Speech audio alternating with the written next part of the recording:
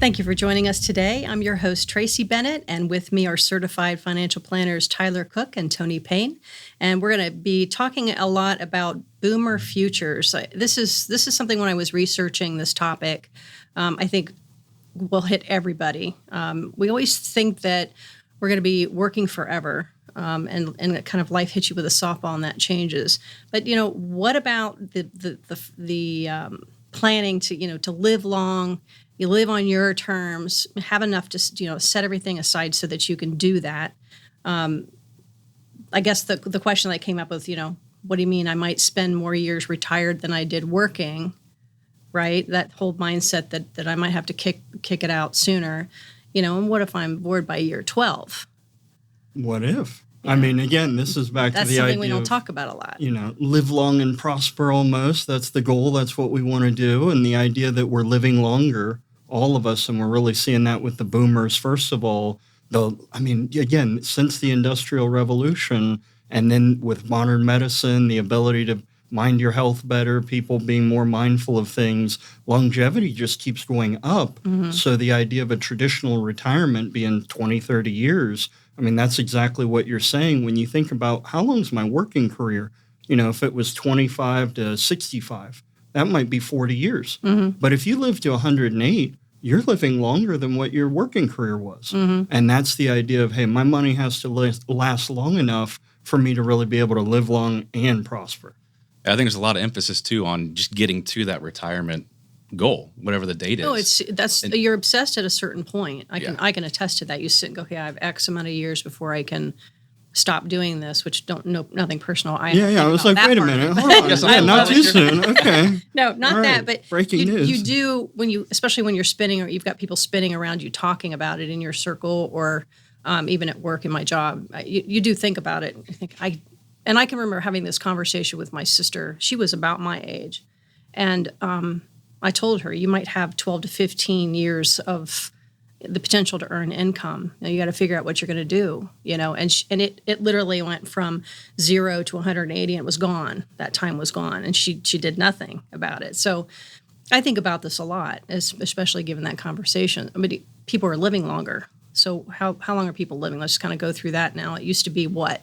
And our projections, based on somebody's starting point when they meet with us, age 90 to 92 is the average. Oh, God help. Now, as you get older, those odds increase, of course. But if you're looking at it on average, I'd say it's about 90, 92 is the numbers we're using. Now, of course, if you look at life expectancy in the U.S., it's less than that. Mm-hmm. And a lot of it's based on family history. So there's a lot of variables that go into it.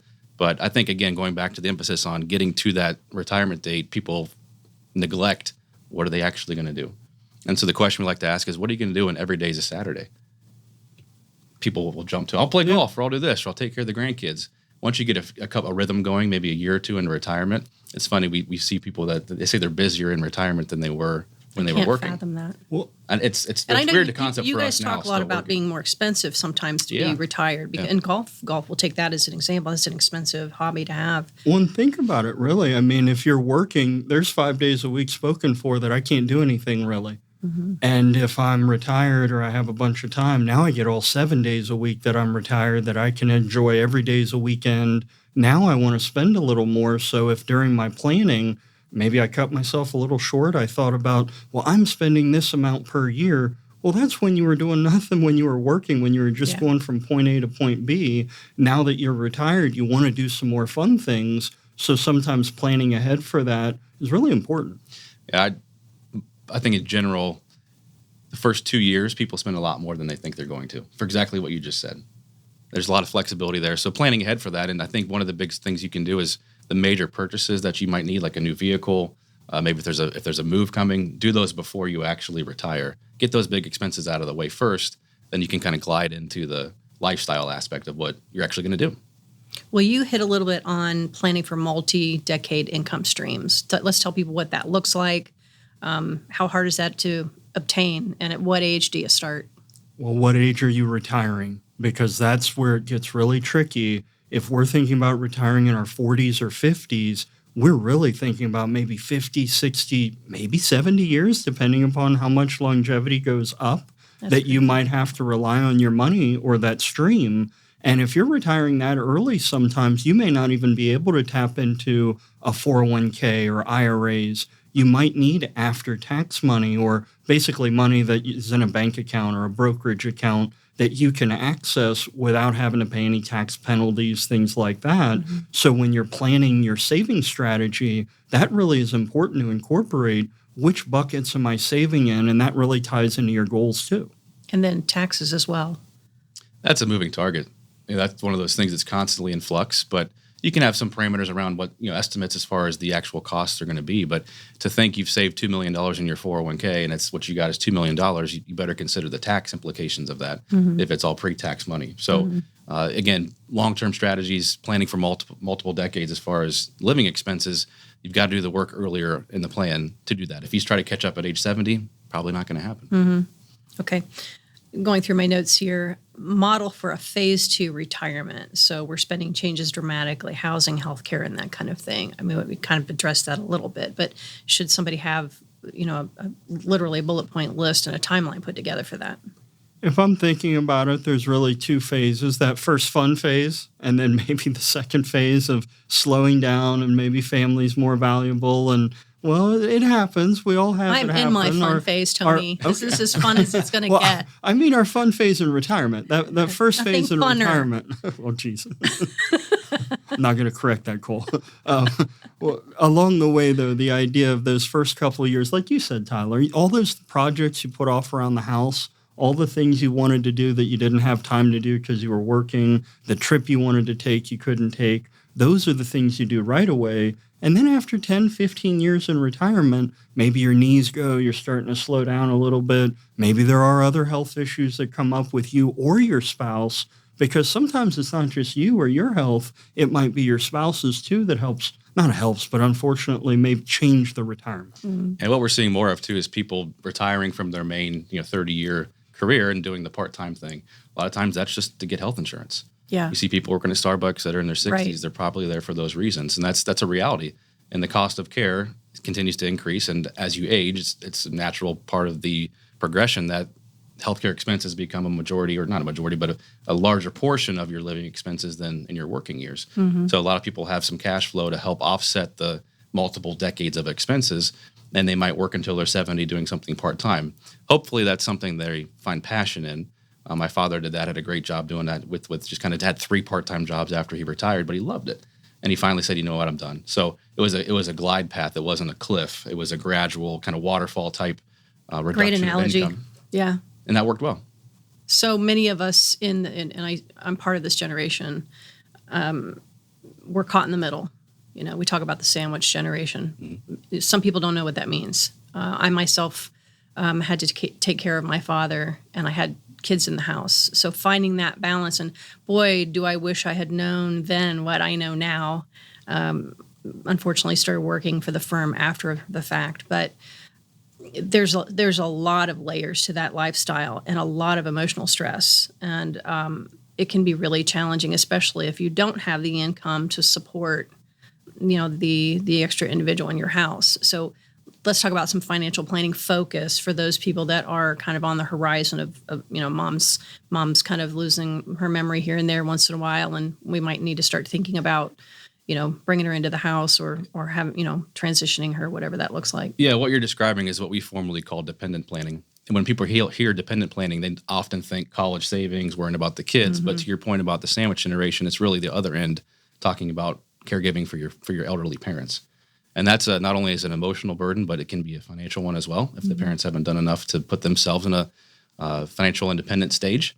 And so I think from balancing that, it's really taking a toll on a lot of generations. I watched my family go through it as well with aging parents. And then if you get cognitive issues that come in the way, dementia, Alzheimer's, those types of things, it just expounds the issue. So I think the strategy there would be to have those conversations early when things are good with your parents. That's tough terrain. It is tough. That's tough for different families. And I think the ones we've seen work the best are when there are those open conversations among the family. Certainly those who would have roles like a power of attorney, things like that. Just awareness is the first part of the conversation. And it can start with a simple question, hey, mom and dad, do you have your estate planning documents in place?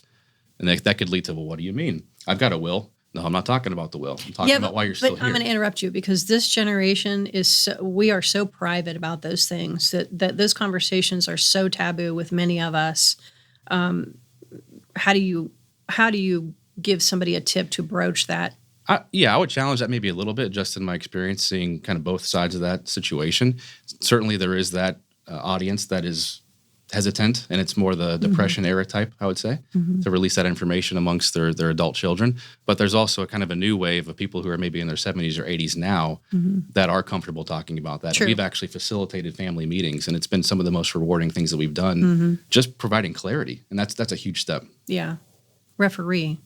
That's your job. Not referee. Not blowing the whistle or anything like that. No, more coordinator. More moderator or marriage counselor, like we like to say. In this case, it's more you're more there to just observe and provide insight. Yeah, I don't think people realize the CFP role, not to kind of juke a little bit off the conversation, but I certainly didn't. When I think of a financial advisor, I think of money. I think of a game of numbers. Well, and boy, it's way beyond that. So to that point is the generalist. I mean, we think about an aging population, things like memory care, long-term care. What do I do about mom? What do I do with the kids? I'm in the middle of saving for my retirement. It's not uncommon. I mean, we're all going through it in one phase or another, whether it's our retirement, taking care of others in one way or another. So the idea that it's such a big issue that out of all things for both parties to talk about, this is one of them. I mean, there's different proposals, different ways to get there, but the idea of recognizing that people need to leave work to take care of mom or dad. People need to do these things that, there's just not enough caretakers. The care's so expensive. There's going to be a shift in how things are handled. We don't know exactly what that looks like yet. So the best thing you can do to prepare for it is be ready in your retirement. Because like you were saying, Tyler, too, you don't have to worry about 90 if you didn't make it to 70. So plan ahead for the base retirement first before you start worrying about all the ifs and thens. I'll be very candid. I had this conversation with my family probably a couple years ago now, but I was very straightforward in saying, Mom and Dad, I'm not coming to change your diapers. Like, that's not a thing. I'm not good at that. I'm not going to be the one that's going to be there to do that. So what's the strategy? What are we going to do to plan for that? And maybe it's long-term care insurance, maybe it's not, but there's other really cool planning techniques that you can implement while things are good to prepare for when they start to go south. And you just look at your family history as the starting point. What's been the trend? Have people been in long-term care facilities for 10 years or 2 years? You got to walk through those conversations, and the best thing you can do is just start talking now. And do the research. What's the average adult community stay? It's very high. Average is about age 80 and 3 years stay for nursing home. So they go in at age 80, about 3 years, actually a little less than that, but then until they pass. That's higher than I thought it would be. The years or the age? The age. Yeah. Yeah. Again, we seem to be living longer, a little healthier. I saw a study recently that said each decade that passes almost adds a decade to life expectancy for those under 60. So we're seeing it where it's starting to really... Hold on, I'm visual. What does that mean? Tell me that again. So if you're 50 and the average life expectancy right now is 90, which it isn't, but I'm using an example of a round number, then it would be 100 because the average life expectancy is going up by a decade. So if you're 40, well, then it would be 110. So again, that was a J.P. Morgan study, so we'll see how true that becomes. But the idea of, we're going to be living longer, the better medicine gets, and they talk about what AI can do with cancer treatment, stuff like that. I mean, we don't know what that might lead to. So the idea of, I'm done with this work, I'm going to retire at 50. You may want to hope you don't live 70 more years. Wow, that's crazy. AI is a whole other conversation. That's just amazing. Another day. When you get into the healthcare. You spoke about Medicare earlier, so I have a question for you about that. So healthcare and long-term care, growing price tag. We see it every day. I hear you guys talking about it. Medicare doesn't cover everything. And I've actually heard conversations in my circle before of a couple of people, one that was getting ready to retire, talking to a friend and thought that Medicare covered, didn't realize he would have to have a supplemental health insurance plan. And so I want to kind of go through what the difference is between maybe assisted living and memory care and talk about how, medical costs are skyrocketing and how people can, focus on their financial planning for this aspect of retirement. Well, when you think about the costs rising, again, I can't help but say it again. That's a great fear part of this. And there is reason to be fearful if you're not prepared. But the idea of just dealing with the unknown and just having this unknown target out there and there's nothing I can do about it, it just keeps going up, that's not right. And that's where I'm coming from through this of, you know what, those costs are rising, but more important is having a plan. Like you were talking about, Tyler. It's not about necessarily insurance all the time or having that bag of money, but having the discussions while everybody's healthy or they have their wits about them to say, if this, then what? And if in our family this never happens, fine. Mm-hmm. We didn't tie things up. We didn't make a big commitment that, put the house in a trust we had to unwind or put these things away and pay a bunch of taxes. But those are the kinds of things that if you're having those discussions, then I think some of those healthcare costs and the inflation attributed, no, you can't really get around that. We're all going to be subject to that. But you could handle it a little better by, you know what, if this, then that. And having that discussion with a spouse, with a parent, with a child, the idea of, what would I want? If I had a stroke or if something bad happened, what would I expect? You might hear your parents say, you know what, take me out back. And no, you don't want that. Oh, but I know somebody who has told me that. Yeah, and they want to protect their money. Sometimes they want to save the inheritance for you. And it's, I see great people do the opposite where it's like, no, that's your money. We're going to use it for you. That's why it's there. But it's interesting when the family has that discussion, a lot of doors open. Yeah. What kind of resources, as you're talking, my brain automatically goes to, where do I go to find all this out? Once I've had the conversation with my family, what's the next step? Do I research Medicare plans? Do I consider alternative income sources? I mean, to me, it's a spider web in my brain. Where to start? Yeah, it's a multiple step analysis. The first question would be, do you have enough? Can you pay for these things on your own? That's the first question. And to Tony's point about the strategy, we ask clients questions along the lines of, well, would you make modifications to your home to stay there to be able to live longer in the house? Do you want somebody coming to you? Okay. Or do you like the idea of, hey, when you're ready to go, you just go into a continuing care retirement community, which you see them everywhere now. Maybe that's the strategy because you don't want to be a burden to the family. Mm-hmm. That, of course, comes with a huge price tag. You're talking, in some cases, $500,000 to $1 million to get in the door, right, plus monthly rent payments. But all your care is covered. And you can kind of age in place, and as your needs go up, you just move to different parts of the campus, and everything's there. And we've seen that play out great. But we actually have situations, too, where people will just come in and analyze the house and say, all right, maybe I need to change the bathtub to one of those walk-in type things or put a stair lift or chair to get up the stairs, and I can stay in my house and age in place until the end of my time. So what your goal is will drive the conversation on the strategy. And the Medicare part is, you're kind of stuck with some of the options that are there. But the best thing on that front is every open enrollment, which is in the fall, make sure you're reevaluating your coverages. And a lot of the supplemental plans are contingent upon what type of prescription drugs you take or don't take. And so having an expert overlook your shoulder to guide you through that process is key. And there's advisors out there, that's all they do. They're Medicare experts. There's a lot of those here in town and across the country that we work with. And they're the ones that can guide the path on which strategy might be the best way to go. And then, of course, the cost comes with that. Yeah, and that alone, as a consumer, and I like to call myself the every person at the firm, that's scary because when someone says, oh, it doesn't cost you anything for me to give you this advice about what insurance to use, my brain says, yeah, right.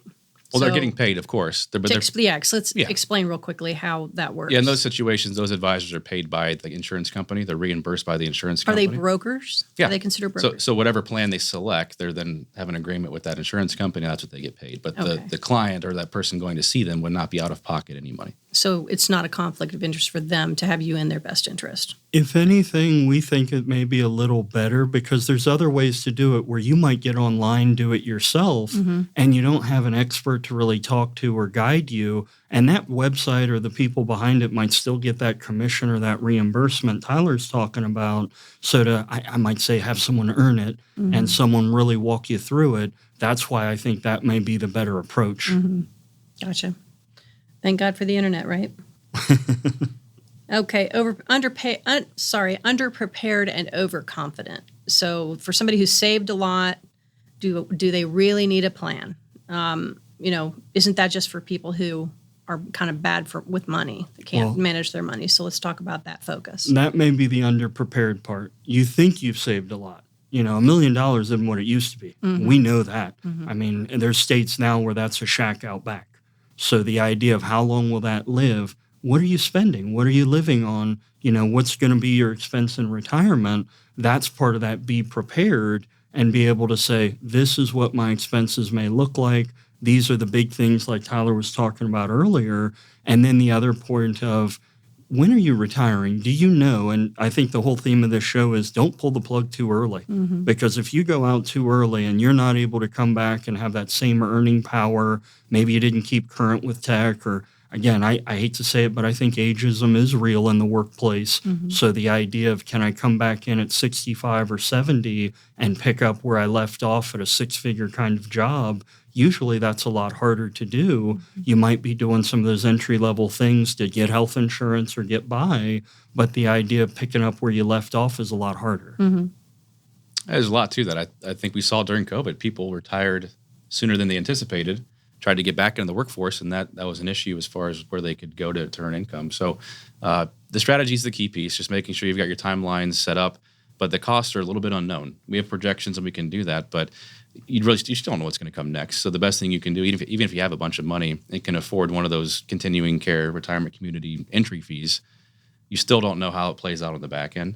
So just making sure you're reviewing your cash flow even as you transition into retirement, that's probably the most important scenario to look at that, and to make sure that what your new healthcare costs are. You think you're getting a break when you go on Medicare. It's like, I don't have to pay $2,000 a month anymore. Well, maybe you do, based upon supplemental needs and what you just talked about, Tracy.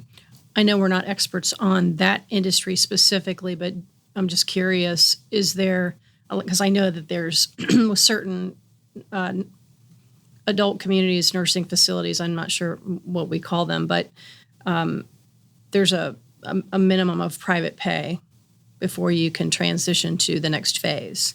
I wouldn't really get into those details because what we're seeing more and more is, and this, again, if you hear me being a little dismissive now of it, there's a reason why. Because, again, it is such a big problem that's facing everyone right now. There's going to be modifications. Now, what they are, I can't really speak to, but the idea that so many of these facilities have found a way, right or wrong or in between the gray lines, but basically sign away everything, your Social Security, your assets, everything, and we'll give you the promise to take care of you. Mm-hmm. And that, for some families, is a big problem. Mm-hmm. They don't want to give away everything for the promise of care. Mm-hmm. And it's almost like, well, if you don't want to do that, take care of mom or dad. Mm-hmm. And if you want someone to full-time take care of mom or dad indefinitely, and you don't know what that cost will be because we don't know longevity, that's part of that promise that, giving what you're giving up. And sometimes what you're saying, Tyler, plan ahead, have that discussion. Maybe there is life insurance that comes back into play where, all these things are funded. Maybe there is another asset that comes into the plan. There's different ways you could think about it. But again, it's a matter of having a plan, discussing. Isn't it kind of hard to get life insurance, though, when you're a little bit older? That's the point about proactive planning, doing it while things are good. Yeah. Because you're right. Medical issues come up, you're older, insurability becomes an issue. So you got to do it while things are good, which is often 10, 15 years before you think you might need care. Wow. Okay, so from pensions to portfolios, income uncertainty. For somebody will say, dad's got a pension and a gold watch, somebody's got a 401k, and YouTube tutorials on investing. Are they supposed to just guess what to do? What are some boomers kind of have to create their own paycheck, I guess, right? So navigating volatility, the required distributions, all of the things that go underneath retirement. What's the financial planning focus for those bucket strategies? It starts with cash flow, just like anything in planning. So when you're looking at the portfolio and withdrawal needs and strategies and where the money comes from, it starts with what income streams do you have? People think of Social Security. You mentioned the pension. Those are going away. Those are not going to be there. For most, certainly our generation and beyond, I don't think the pension's really going to be a thing from what we saw 40, 50 years ago. Right. But somebody who has a pension, then you take a look at, is that enough to cover their lifestyle? And if it is, great. You can be more aggressive perhaps in the portfolio and invest for the next generation. If it's not, if you need to withdraw money from that portfolio to supplement your living expenses, then you build the strategy and cash flow laddering and a lot of things we do on the technical side of the portfolio to make sure that you're not worried about taking money out when markets are volatile or a major life thing happens and you're very emotional. We've got the strategy laid out in advance. And so it all comes into together based upon living expenses and what's coming in the door as far as your income. Because this is your language and not mine, can we explain what cash flow laddering looks like and what that means? Sure. Yeah, the different sources of your income. You might have money in your savings account. You're transferring $5,000 a month over. You got your severance from work or you got your last payout or something. You've been planning for retirement. So there's money in my savings account. I'm just going to transfer every month. That might be part of your cash flow ladder. And then 6 months after that, if you had a pension, maybe you were an employee of the government or something like that, you turn that on. That may be another layer of your cash flow. Maybe there's Social Security if you're 67 or depending upon your age that you turn on. And then you might also have a business, a rental, other income. And again, there's almost an unlimited source after that. But those are the big ones you might think of to say, okay, when I'm thinking my cash flow and where am I going to get my money, I need to structure it out of all those different things. Mm-hmm. Okay. The big elephant in the room is the tax trap, which can really fracture your success. So if somebody does everything right and now they owe more in retirement taxes than they did while working, what are they doing wrong? How can they get, we're not CPAs. Yeah. But what kind of maybe planning? I'll take the positive side of that first. If you owe more tax in retirement than when you're working, then you did a hell of a job saving. So that's a good problem. I think so. I think so. And there's other tools you can use to offset the tax bills when you're in retirement. And you mentioned RMDs. You can gift to charity out of those requirements. There's a lot of things you can do on that side. But certainly when you're planning on taxes, you got to look at not only federal tax, but state tax. Mm-hmm. And you've seen a lot of people leave states like California and New York and head south or to Texas to just save money on that tax side too for retirement purposes. It's eating into their cash flow. So it depends on the scenario, but I think if you're paying more in tax retired than working, you won. Glass half full. Yeah. Some people don't realize you pay taxes on Social Security. And it depends, though. Right? I mean, it depends on how much. But yeah, exactly. And sometimes if you're still working and you claim Social Security early, you might even lose some of your benefit. Mm-hmm. So it's really important to understand before you do something like start Social Security, leave your job. These are where talking to an expert, I've been able to say it. I've retired over 100 times now, but you get to retire once. Mm-hmm. And the expertise that comes along with that. And you know what? What happens next when I'm 6 months out from retirement? What am I to expect? What am I to do? 6 months after retirement, what am I to do? Those points of time are crucial. Is that the benchmark for? We'll take Medicare first. When does somebody? I mean, I should have asked that question before, but when does somebody start thinking about Medicare? Yeah, 6 months to turning age 65, so 64 and a half. Okay, yeah. And then what about Social Security? That depends. It could be early as 62 or as late as 70. And that depends on the planning needs. Okay, so you could start collecting it at 62, or you could wait all the way until 70. That's when the chess game comes in. Yeah. How much more do you want to? It's a risk in and of itself, right? It's like playing the stock market. Okay, finally, preserving wealth, privacy, and dignity. So you want to help your family, not confuse them, stress them out. I think about my sons. I don't want them to go through what I went through with my parents. Have them sort through all the shoe boxes full of old passwords, which, by the way, I do not have. Before the peanut gallery starts weighing in on that one. I do have a spreadsheet. I know you're so shocked by that. This is a good closing topic. But how do you protect your kids beyond just sort of basic organization from having to go through absolute hell, at the final day? Part of our process, which we've seen play out very well, going back to how we started the conversation with dependent planning, is we'll encourage people to bring their kids into meetings early and often. You don't have to show numbers. You can just talk concepts. That's totally fine. Some people don't want to show the values and whatnot, but just to brain train the philosophies and the strategies that worked well for them, passing that on to the next generation is key. But also in that conversation, it's expectations. Mm-hmm. So you lay out what's going on, what you don't want to have happen. And with, like, for example, with your sons, you could walk them through the scenarios and what your experiences were and what your goal is to prevent that from happening to them. And so an open book is key, but you got to be willing to do that. And that's the only way it'll work is if both parties are engaged.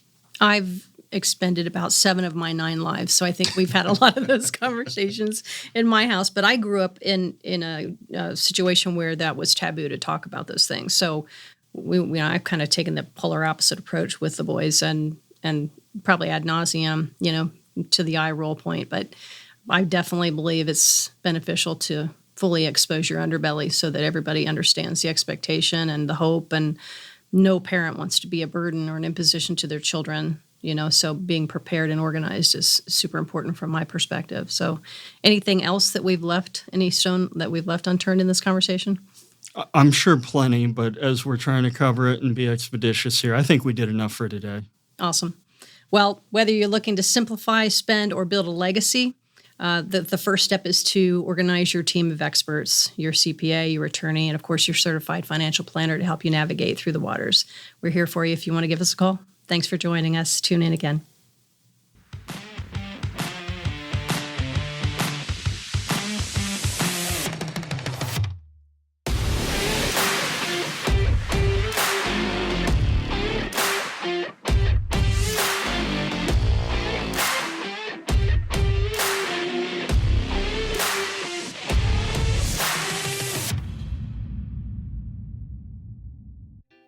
Boxland Media. Think big.